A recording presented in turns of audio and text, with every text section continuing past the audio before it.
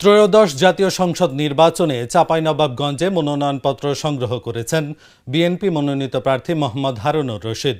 বৃহস্পতিবার বেলা 12:30 তিনি চাঁপাইনবাবগঞ্জ ৩ আসনের প্রার্থিতার জন্য প্রধান রিটার্নিং কর্মকর্তা ও জেলা প্রশাসক মোহাম্মদ শাহাদাত হোসেন মাসুদের কাছ থেকে মনোনয়নপত্র সংগ্রহ করেন। এ সময় তার সঙ্গে উপস্থিত ছিলেন বিএনপি নেতা জেলা কৃষক দলের আহ্বায়ক ও সাবেক উপজেলা চেয়ারম্যান মোহাম্মদ তৌসিকুল ইসলাম, জেলা বিএনপির সাবেক প্রচার সম্পাদক ও সদর উপজেলা। আমি ইতিপূর্বে জাতীয়তাবাদী দলের প্রার্থী হিসাবে 5বার জাতীয় সংসদ নির্বাচনে প্রতিদ্বন্দ্বিতা করেছি। এবার আমার ষষ্ঠবারের মতো প্রতিদ্বন্দ্বিতা।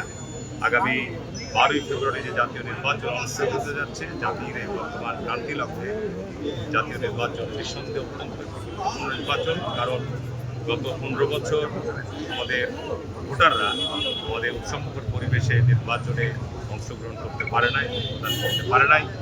প্রার্থীরাও তাদের স্বচ্ছন্দে এবং আনন্দের সাথে তাদের প্রচারণা কার্যক্রম করতে পারে নাই।